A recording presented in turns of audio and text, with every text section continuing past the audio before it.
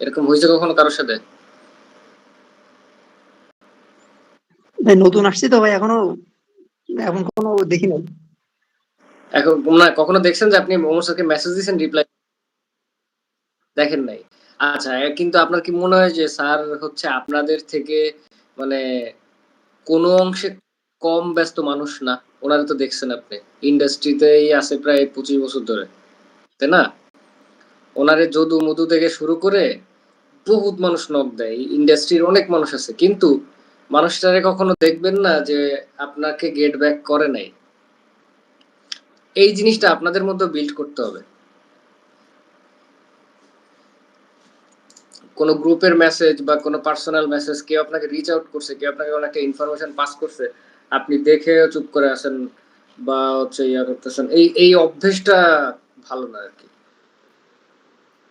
Specially career এটা খুব highly effective. যেমন আমার নেটওয়ার্কে আমি বলি কয়েকটা ইয়া আছে আপনার, 3D ডিজাইনার আছে, অ্যানিমেশন করে, 3D ডিজাইন করে, ভিএফএক্স করে, ব্লেন্ডারে কাজ করে, মানে অন্য লেভেলের টপ নচ আর কি, যেটা বলে কোয়ালিটি আর কি।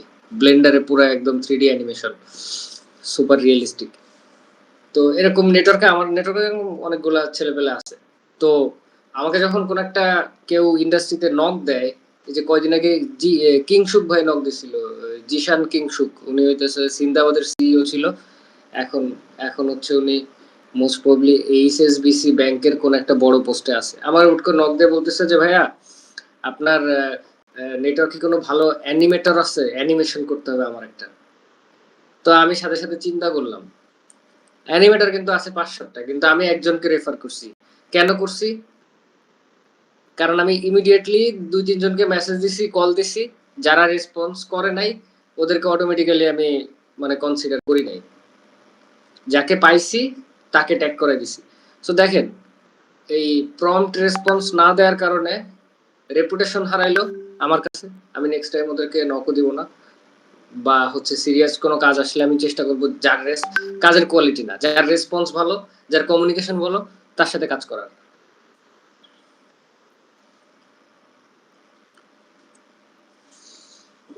তো মনে হয় না আর কেউ আসবে নাকি ইমন?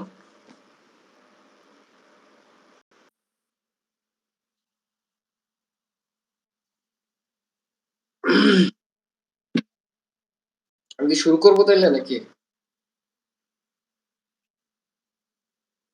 আচ্ছা, স্টার্ট করি। ফার্স্টে আমি হচ্ছে এখানে প্রেজেন্টেশন কি আসছে আবার এখানে, এগুলো। আচ্ছা হ্যাঁ, তো আমাদের আজকে ক্লাসটা হচ্ছে cinematography and video ad production. So আমি বেসিক সিনেমাটোগ্রাফি, শুটিং টেকনিক এগুলো সব আলোচনা করব, কিন্তু তার আগে আমি চাই হচ্ছে আপনাদেরকে একটা গ্লিমস দিতে। গ্লিমসটা হচ্ছে আমাদের ইন্ডাস্ট্রি কিভাবে কাজ করে, specially for OVC production. OVC হচ্ছে online video, OVC meaning online video commercial, আরে মার্কেটিং, হ্যাঁ, অনলাইন ভিডিও কমার্শিয়াল। টিভিসি একটা আছে, সে টিভিসি আর ওবিসি কিন্তু দুই রকম জিনিস। টিভিসি হচ্ছে টেলিভিশন ভিডিও কমার্শিয়াল, মানে যেটা বলতে পারেন ওই যে আগে আমাদের টিভি চ্যানেলে যেগুলো চলছে আর কি, দ্যাটস টিভিসি। বাট ওভিসি হচ্ছে অনলাইন, অর্থাৎ আমরা এই ফেসবুক, ইউটিউবে যত ভিডিও দেখি।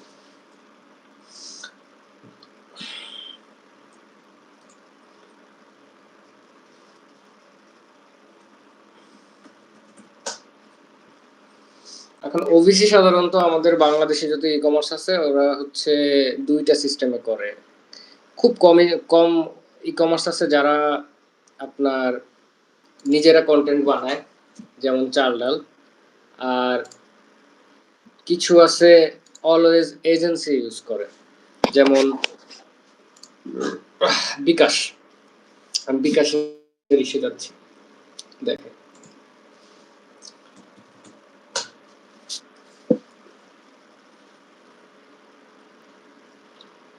কি ওরা ভেরিফাই করে নাই চ্যানেল, তুই খ্যাত।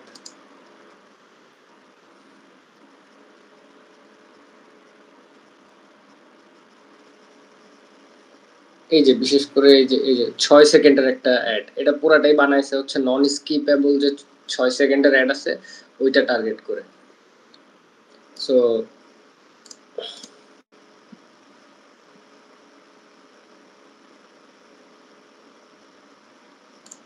দেখেন, this is totally agency work. কিভাবে? মনে করেন এজেন্সি ওয়ার্ক করতে গেলে কি করতে হয় ওদেরকে? ফার্স্ট হচ্ছে ওদেরকে, আমি একটা নোটপ্যাড নিয়ে দাঁড়ানো, তাহলে আপনাদের বুঝতে সুবিধা হবে। মানে এটা হচ্ছে agency, at the same time আমি বলবো প্রফেশনাল আর কি ওয়ে। মানে একদম মনে করেন আপনার কোম্পানি আছে বড় একটা,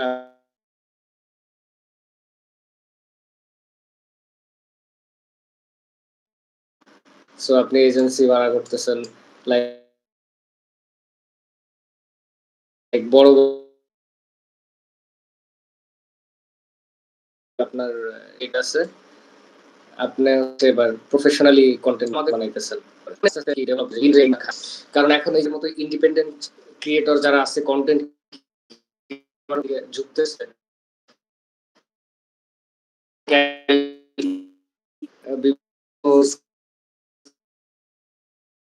স্কিল শেয়ারিং প্ল্যাটফর্মে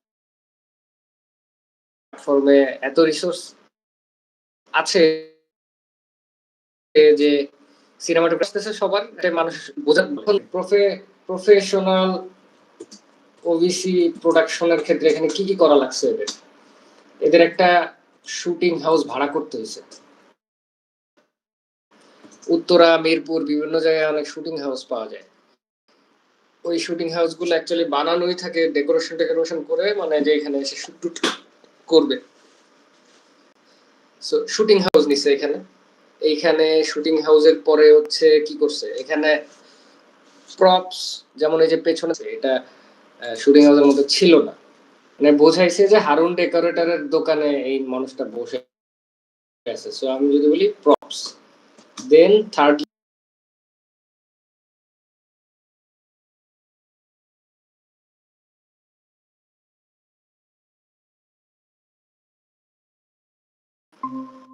আর কি, এখানে আর কি আছে মনে করেন, এখানে আছে প্রফেশনাল লাইটিং। কিভাবে বুঝলাম? এখানে লাইটিংটা দেখেন, এইখানে দেখেন, মানে এখানে কয়েকটা লাইট ইউজ করা হয় অ্যাকচুয়ালি। এই সাইড দিয়ে একটা সানলাইটের মতো ইফেক্ট দিবে বলে এই সাইডে একটা লাইট ফিট করা আছে এই দূরে। ওর ফেসে আবার হচ্ছে এই যে এখানে দেখেন একটা কড়া লাইট পড়ছে, এই কড়া লাইটটা পড়ছে ওর পিঠে, পড়ার কারণে এখানে একটা সেপারেশন ক্রিয়েট হয়েছে। দেন এই সাইড থেকে আবার একটা সফট লাইট মারছে, খুবই সফট, যাতে ফেসটা ইয়া হয়। আবার টপ লাইটও থাকে অনেক সময় মাথার উপরে, সিলিং লাইট থাকে, যেটা হচ্ছে একটা মুড ক্রিয়েট করে আর কি। এইটা গেল প্রফেশনাল লাইটিং। এরপরে দেখেন আমার এখানে ডিওপি। ডিওপি মানে হইতেছে প্রফেশনাল কাজের ক্ষেত্রে স্পেসিফিক একটা মানুষ থাকে যে শুধু ক্যামেরার কাজই করবে, আর কিচ্ছু না। ওর কাজ হইতেছে ডিরেক্টর যেটা বলবে সেভাবে ক্যামেরা ফলো করবে। ডিওপির কাজ হইতেছে ক্যামেরা নিয়ে দৌড়াদৌড়ি করা, দ্যাটস ইট। এরপরে হইতেছে লাইট ক্রু। লাইট ক্রু হইতেছে লাইটিং রাইটিং সেট আপ করার জন্য একটা লিটারেলি 5-6 জনের একটা টিম থাকে যারা লাইট টানাটানি করে। এরপরে এদের মধ্যে আবার থাকে মনে করেন কথার কথা ক্যাটারিং থাকে, যারা খাবার নিয়ে দৌড়াদৌড়ি করে। এরপরে এখানে থাকে ডিরেক্টর, যে ডিরেকশন দেয়। মোটামুটি স্ক্রিপ্ট রাইটার আছে এখানে, স্ক্রিপ্ট রাইটার স্ল্যাশ আরেকটা দেওয়া যায় স্ক্রিন রাইটার। স্ক্রিপ্ট রাইটার হচ্ছে পুরো জিনিসটা খুব সুন্দর একটা ফরম্যাটে একটা কাগজে লিখে রাখে, ওর মধ্যে dialogue, scene by scene breakdown সবকিছু থাকে। এখানে থাকে স্টোরি বোর্ড। স্টোরি বোর্ডটা হচ্ছে মনে হয় দেখাইছিলাম, আমার অবশ্য খেয়াল নাই। স্টোরি বোর্ড ভার্সেস ফাইনাল, হ্যাঁ এভাবে দেখলে বুঝবেন। স্টোরি বোর্ডটা জাস্ট একটা রেফারেন্স, যে আমার মেইন আউটপুটটা এরকম হবে, ওই রেফারেন্স ধরে এরপরে হচ্ছে শুটগুলা করা হয়। যেমন এই যে খুব সিম্পল একটা এই যে দেখেন অ্যানিমেশনের স্টোরি বোর্ড হইতেছে এটা হচ্ছে ফাইনাল প্রোডাকশন। তারপরে যদি এরকম আরো দেখতে চান এই যে দেখেন এটা একটা অ্যাড, স্টোরি বোর্ডে এই যে কোনো রকম দাঁড় করাইছে, বাট এই যে হইতেছে ফাইনাল শট। এটা করলে যেটা হয় একদম কোনো ভুল থাকার সম্ভাবনা থাকে না, মানে আপনি কনফিউজড হবেন না যে আসলে আমার ফিল্ডে নেমে যখন কাজ করতে যাবেন আমি ফ্রেম কোন দিকে ধরবো, ক্যারেক্টারকে কোথায় রাখবো, পেছনের ক্যারেক্টারকে কোথায় রাখবো, কোন অ্যাঙ্গেল থেকে শটটা আগাবে বা পেছাবে, এই জিনিসটা তখন আর ক্যালকুলেশন করতে হয় না যদি স্টোরি বোর্ড আপনার ঠিক থাকে। সো বেসিক্যালি আমার প্রফেশনাল ওবিসি প্রোডাকশনে শুটিং হাউস ভাড়া করা লাগবে, প্রপস রেডি করা লাগবে, অ্যাক্টর অ্যাক্ট্রেস লাগবে, প্রফেশনাল লাইটিং সেট আপ লাগবে, ডিওপি লাগবে, লাইট ক্রু লাগবে, ক্যাটারিং সার্ভিস লাগবে আমার খাবার দাবার জন্য, ডিরেক্টর তো আছেই, স্ক্রিপ্ট রাইটিং স্ক্রিন রাইটিং লাগবে, স্টোরি বোর্ড লাগবে। এটা গেল হইতেছে প্রি প্রোডাকশন। পোস্ট প্রোডাকশনে যায় আমার লাগবে কি লাগবে, এডিটর, আমার লাগবে ভয়েস আর্টিস্ট যদি কেউ ভয়েস ইয়া করে প্রফেশনাল ভয়েস দেয়, তারপরে লাগবে হচ্ছে আপনার কালারিস্ট, তারপরে লাগবে মিউজিক কম্পোজার।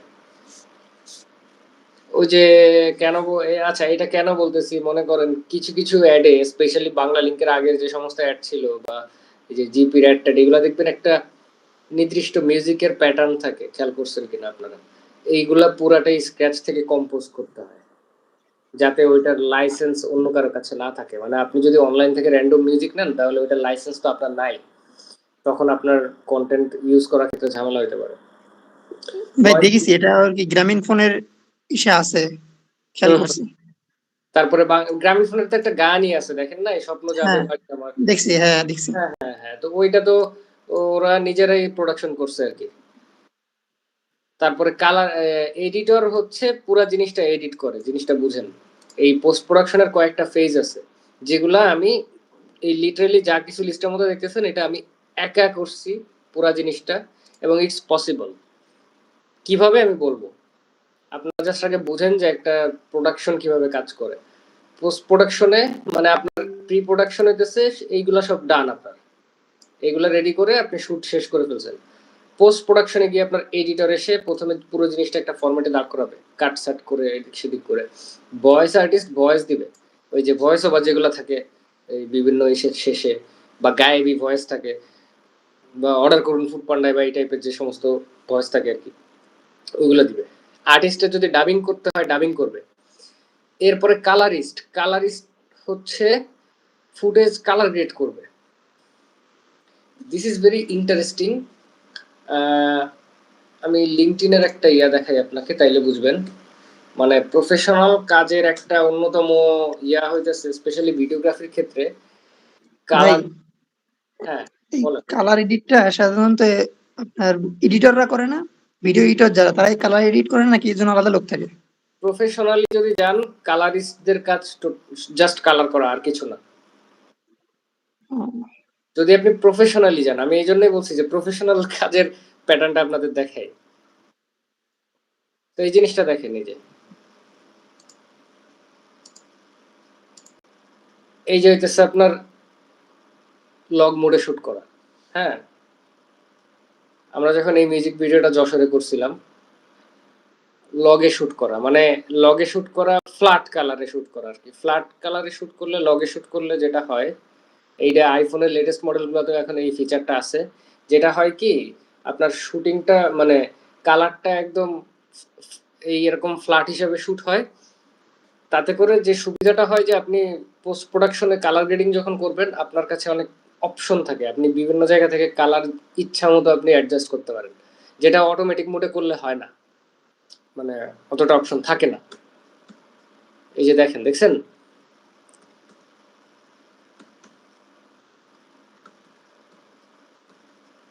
একদম বেস্ট কালার না, বাট জিনিসটা বোঝার জন্য আপনাদের।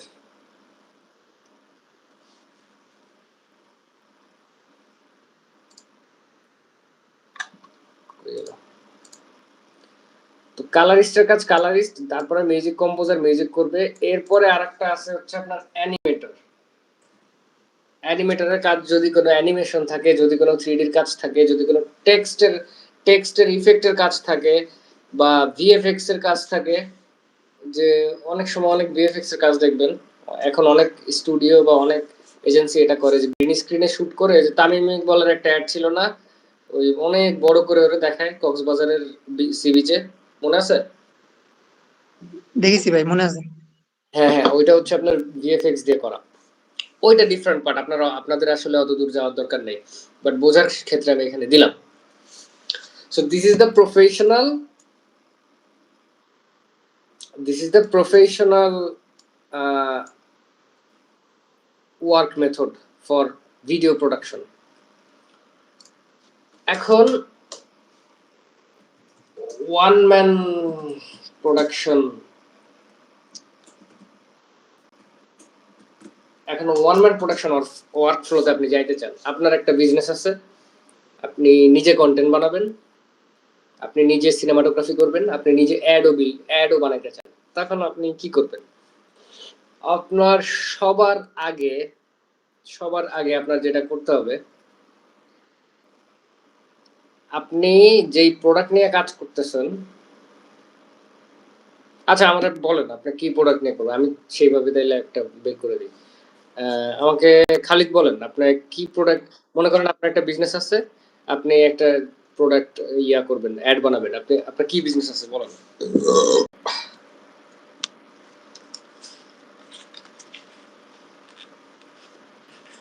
কই গেল, নাই নাকি?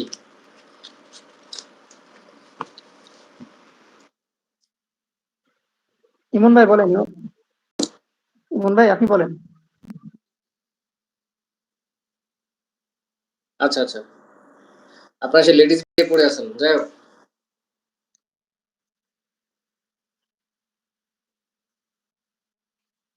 ওকে, ঠিক আছে। এখন দেখেন দুইটা সিস্টেম আছে, একটা হচ্ছে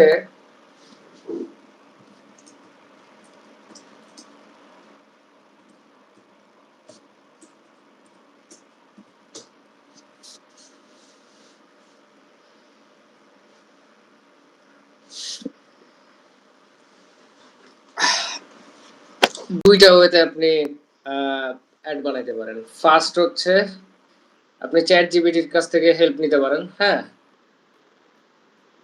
যে কিভাবে করা যায় জিনিসটা স্ক্রিপ্ট লেখার ক্ষেত্রে। সেকেন্ড হচ্ছে আপনি ওই ব্যাগ নিয়ে অন্যান্য ই কমার্স বা বিদেশি বা দেশি ই কমার্স ওরা কি ধরনের অ্যাড বানাচ্ছে, আপনি চাইলে হুবহু সেই জিনিসটা কপি করতে পারেন। কপি বলতে 100% কপি না, লাইক রেফারেন্স হিসেবে ইউজ করলেন বা ইন্সপিরেশন হিসেবে ইউজ করলেন, করে আপনি রিক্রিয়েট করলেন। Art is all about recreation. Art is never about সবসময় যে আপনি স্ক্র্যাচ থেকে কিছু বানাবেন, ইটস অল অ্যাবাউট রিক্রিয়েশন। পৃথিবীর যত বড় আর্টিস্ট আছে, ওরা কোনো একটা আর্ট থেকে ইন্সপায়ার হয়েই আর্টিস্ট হয়েছে, কোনো একটা জিনিস কপি করেই আর্টিস্ট হয়েছে, পরে যায় হয়তো নিজস্বতা বের হয়ে আসছে, কিন্তু ফার্স্ট ফার্স্ট স্টেপে ইটস অল অ্যাবাউট রিক্রিয়েশন। কেন বলতেছি, আমি সহজ একটা দেখাই। এটা এটা হচ্ছে খুবই ইন্সপিরেশনাল একটা চ্যানেল আর কি, একটা ছেলে।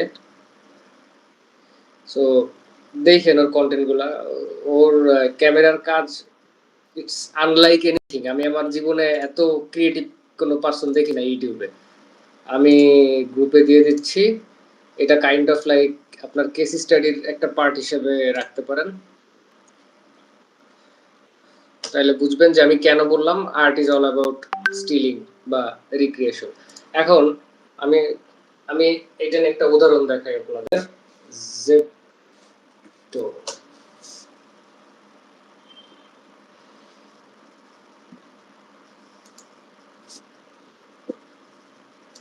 আমরা মোস্ট অফ দ্য টাইম এটা করি, চাল ডাল, আমরা চাল ডালে জেপ্টো তো ইন্ডিয়ান ই কমার্স, ওদের প্রোডাকশন কোয়ালিটি অনেক ভালো, ওদের ক্যামেরা কোয়ালিটি অনেক ভালো। সো আমাদের তো মোটামুটি ভাঙাচোরা একটা ক্যামেরা, বাট ওইটা দিয়েই আর কি যতদূর করা যায় করার চেষ্টা করি। তো দেখাচ্ছি যে ইন্সপিরেশনটা আসলে কিভাবে কাজ করছে। লাস্ট কোনটা যিনি রিক্রিয়েট করলাম,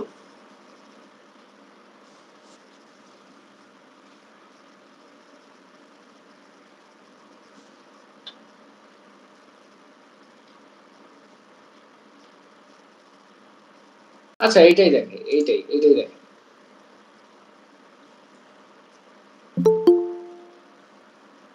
ও বলতেছে জেপটোতে একটা অফার আসছে, একটু 1 মিনিট দাঁড়ান। হ্যাঁ,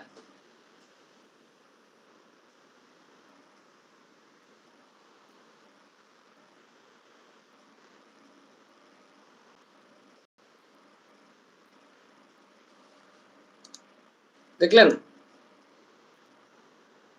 দেখছেন তো? জি ভাই দেখেছি। মাঝে মাঝে সারা শব্দ দিয়ে, নাইলে মনে হয় যে কেউ নাই। হ্যাঁ, দেখেছি, সমস্যা নেই।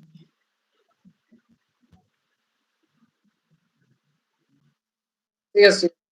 এই যে সেম জিনিসটা রিক্রিয়েট করা।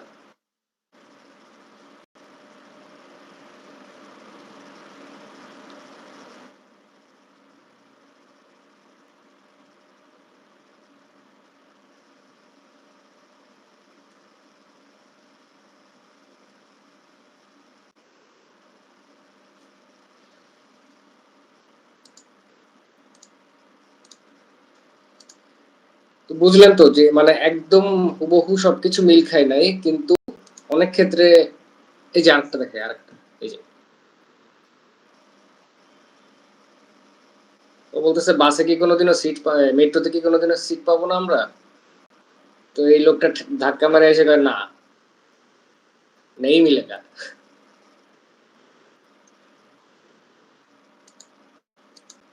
তো সেম জিনিসটা এবার আমরা কিভাবে রিক্রিয়েট করছি দেখেন।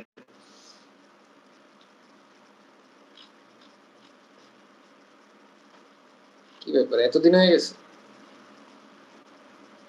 তো মনে হলো গতকালকে করলাম। কই গেল? আরে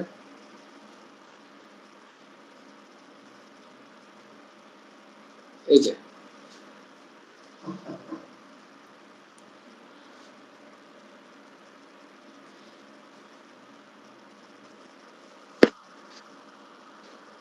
আসতেছি, ওয়েট, আসি আসি, 1 সেকেন্ড।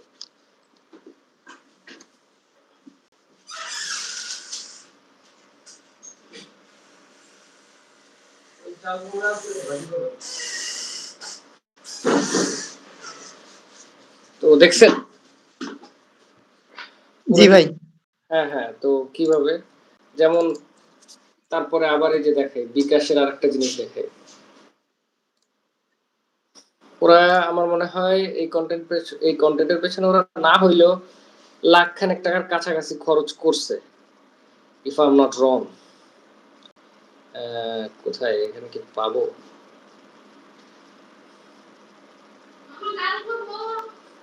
হ্যাঁ করেন।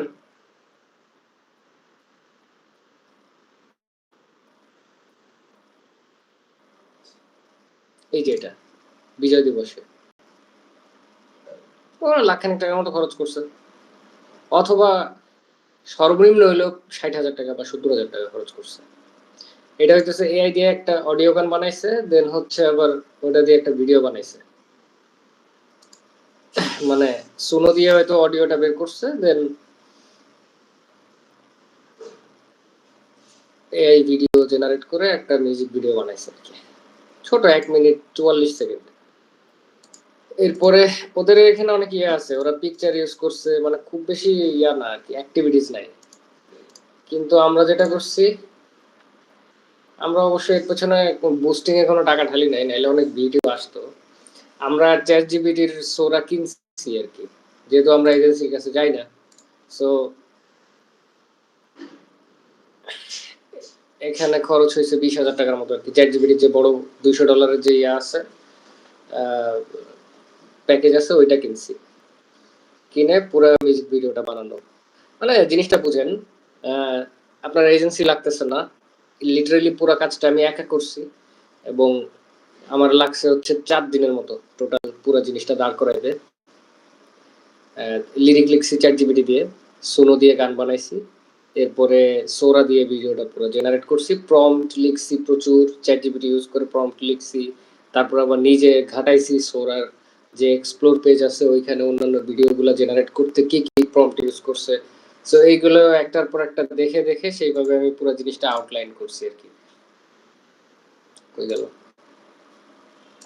দেখতে তো ইসেরটাই বেশি ভালো লাগতেছে, কিসেরটা? আপনাদের এটাই বেশি ভালো লাগতেছে, রিয়েলিস্টিক মনে হচ্ছে। এই যে মানে চাল ডালেরটা। হ্যাঁ, চাল ডালেরটা। হ্যাঁ, কারণ ওরা তো হচ্ছে বললাম না, এজেন্সি তো অনেক সময় কি করে ওরা নিজেরাও জানে না। এজেন্সি বুলশিট, দুই একটা এজেন্সি ছাড়া বাংলাদেশের ম্যাক্সিমাম এজেন্সি বুলশিট। সো এখানে আবার অনেক প্ল্যান মানে করে পুরো জিনিসটা বের করা লাগছে। আমার প্রত্যেকটা লাইন বাই লাইন আমি কোথায় কি টাইপের শর্ট ইউজ করব এগুলো আমি আগে ইয়া করছি, লিখছি, লিখে আমি মানে সিন বাই সিন আমি ওই গ্যালারি নোট করে সেভাবে সাজাইছি। আমার প্রায় 200-র মতো ভিডিও জেনারেট করা লাগছে পুরো জিনিসটা দাঁড় করাইতে। সো মানে আমার এটা আপনাদের সামনে শেয়ার করার একমাত্র উদ্দেশ্য হচ্ছে, দেখেন, বিকাশ বানাইছে এজেন্সি দিয়ে, আর এখানে পুরো জিনিসটা আমি বানাইছি একা। আমার কি লাগছে, আমার চ্যাট জিপিটির পেইড ভার্সন লাগছে, আমার কালার কারেকশনের জন্য দাভিঞ্চি লাগছে, আর প্রিমিয়ার প্রো দিয়ে আমি হালকা পাতলা এডিট করছি, করে আমি পুরো জিনিসটা বের করে ফেলছি। সো আমার যদি কোনো ক্লায়েন্ট থাকে পার্সোনাল, বা আমার নিজের যদি কোনো বিজনেস থাকে, আমি কত কম টাকা খরচ করে পুরো জিনিসটা বের করে ফেললাম না। That's the point, that's the point. মানে আপনি আপনার মাথায় রাখা যাবে না যে না এটা খুব বড় জিনিস বা এটা খুব কমপ্লেক্স জিনিস, সেটা করতে পারবো না, এটা কঠিন, ব্লা ব্লা ব্লা। না না না, this is the easiest thing ever. So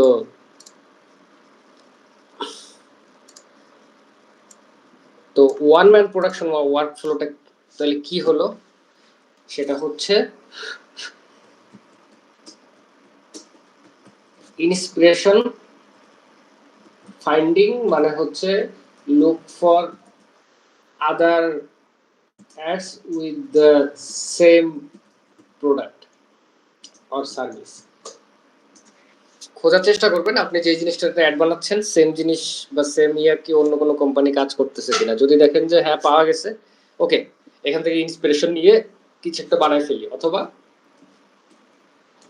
ক্রাফটে কি বলে, ক্রাফটে হচ্ছে স্ক্রিপ্ট ফ্রম চ্যাট জিপিটি।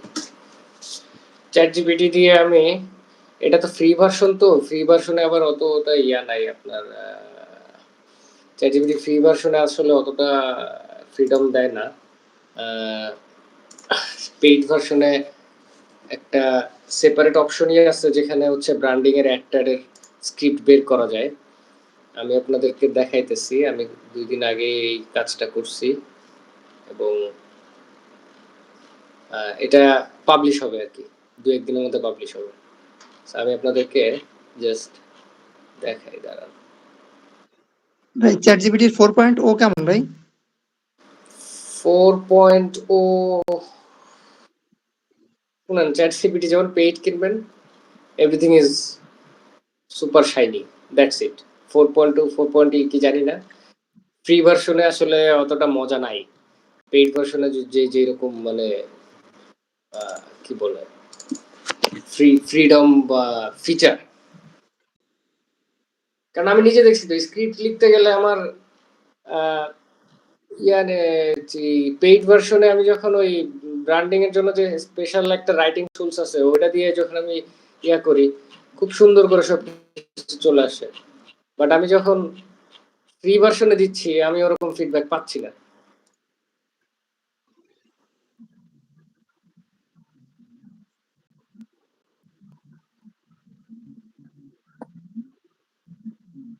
হ্যাঁ হ্যাঁ হ্যাঁ হ্যাঁ হ্যাঁ হ্যাঁ, আমি এটা দেখছি দেখছি, খুবই মানে উইয়ার্ড। আচ্ছা, কোথায় গেলাম? এটা খুঁজে পাচ্ছি না কেন? স্ক্রিপ্ট আমি আগের দিন ওকে পাঠাইলাম। দাঁড়ান, এত মেসেজ আমার সে ইনবক্সে। আচ্ছা, এইখানে না, বুঝতে পারছি। প্রিন্টিং এর জন্য পাঠাইছিলাম আমি, তাহলে ওইখানে আছে। সাব সাব সাবরিনা গেল কই?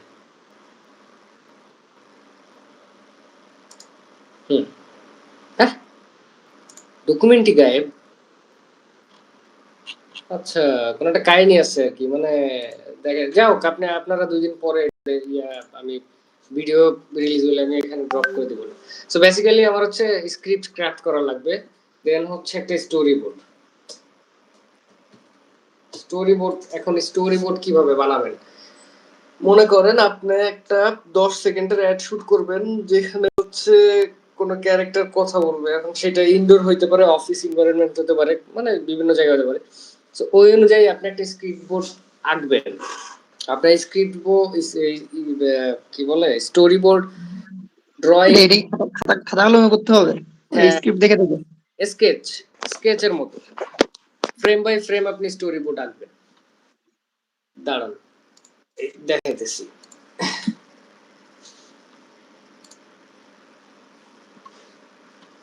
এই যে দেখেন, দেখছেন? কই গেল? এই যে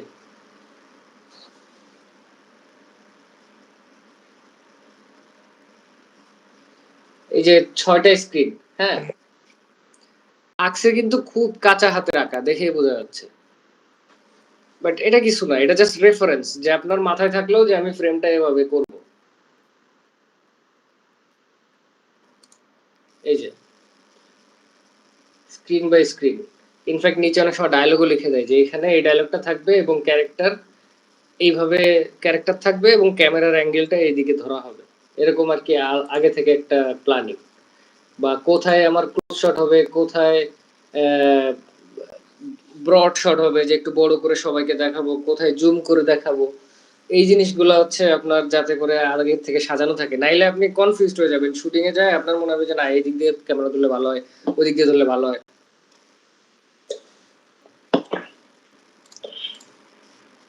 স্টোরি বোর্ডের পরে আপনার শুটের পরে post production, edit, colour, sound mixing, আর হচ্ছে আউটরো। That's it. এটা আপনার একজন মানুষ যদি কাজ করে, দিস ইজ দ্য প্রসেস। এখন প্রসেস তো দেখাইলে হবে না, প্রসেস এক্সিকিউশনেরও তো কাজ আছে। সো আপনার প্রথম 3টা মোটামুটি ক্লিয়ার। ইন্সপিরেশন কেমনে বের করবেন, ক্রাফট কেমনে করবেন, স্টোরি বোর্ড কেমনে সাজাবেন। এখন শুটে গিয়ে আপনার কিছু জিনিস বুঝতে হবে। আপনি যদি ডিএসএলআর ক্যামেরা ইউজ করেন তাইলে একরকম, আপনি যদি মোবাইল ইউজ করেন তাইলে একরকম। আসলে প্রফেশনাল কাজের জন্য কখনোই মোবাইল সুইটেবল না।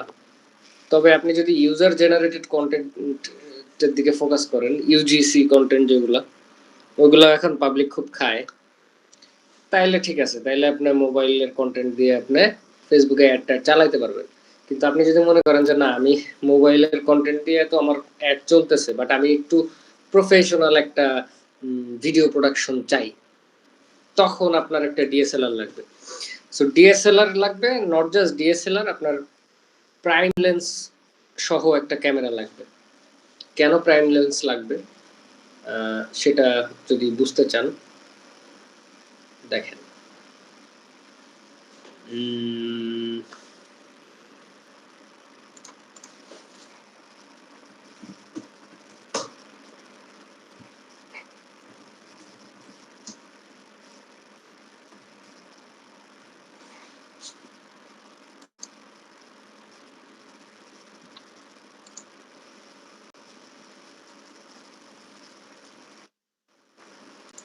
এটা বুঝাইছে হচ্ছে আপনাকে জুম লেন্সের দিয়ে উদাহরণ দিয়ে।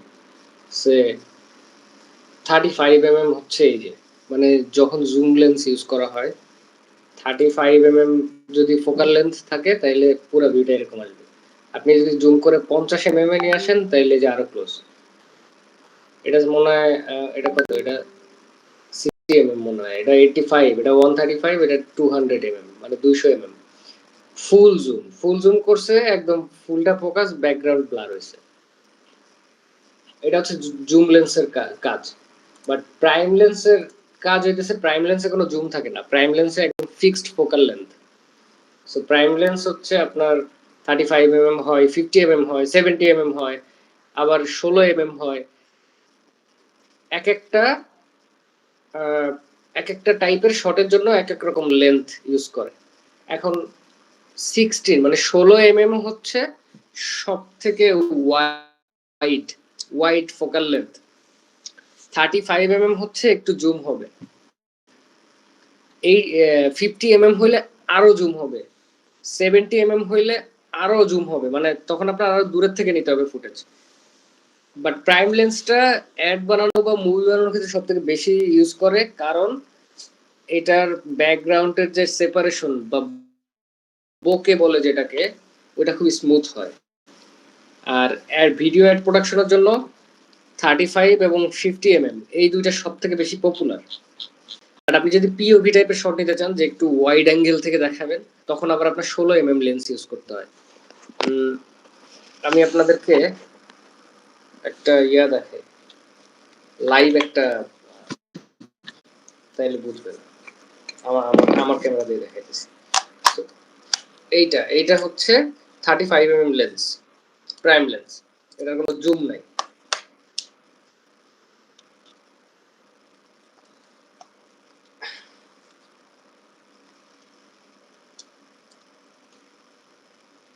এই ছোট জিনিসে কেমনে দেখাবো? আচ্ছা, আমি প্রেজেন্টেশনটা অফ করি, ওয়েট, তাহলে মনে হয় আমার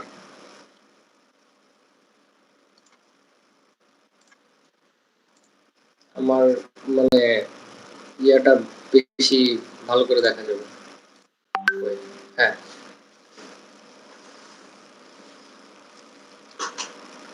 এই দেখেন 35 mm আমি